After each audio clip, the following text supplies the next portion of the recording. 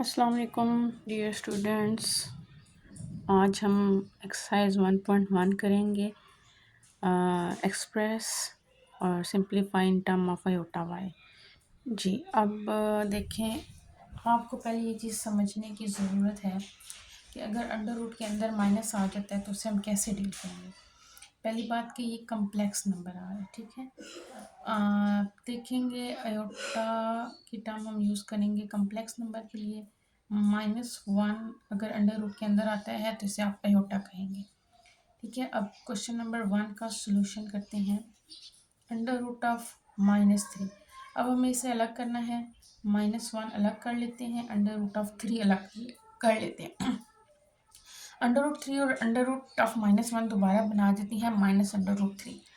तो यहाँ पर इसकी वैल्यू पुट कर देंगे आयोटा और ये आ जाएगा अंडर रूट 3, और इसे हम इकट्ठा करके लिख लेंगे अंडर√3 आयोटा।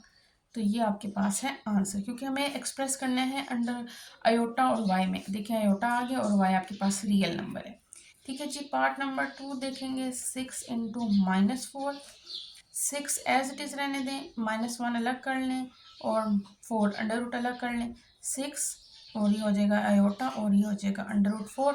6 अंडर√4 और आयोटा, तो ये भी आपके पास आयोटा और वाई की टर्म में है। पार्ट नंबर 3 देखेंगे। अंडर√4 -4/9, इसको हम लिख सकते हैं 2 का स्क्वायर और ये हो जाएगा 3 का स्क्वायर और बीच में माइनस आ जाएगा। स्क्वायर अंडर रूट के साथ कैंसिल, स्क्वायर अंडर रूट के साथ कैंसिल, तो आपके पास क्या बच जाएगा 2 और नीचे 3।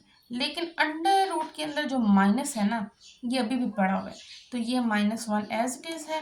-1 which is equal to iota और ये आ जाएगा 2/3, तो आंसर आएगा 2/3 आयोटा। अच्छा जी, अब देखें 3 पार्ट हो गए। 4 पार्ट आप देखेंगे। Minus into under root of -20, ये माइनस एज इट इज आएगा, ये माइनस अंडर रूट के साथ अलग हो जाएगा, ये 20 अंडर रूट के साथ अलग हो जाएगा। ये माइनस और इसकी वैल्यू मैंने आपको बताई आयोटा है और ये 20 इसी तरह -20 और आयोटा, ये इसका आंसर है।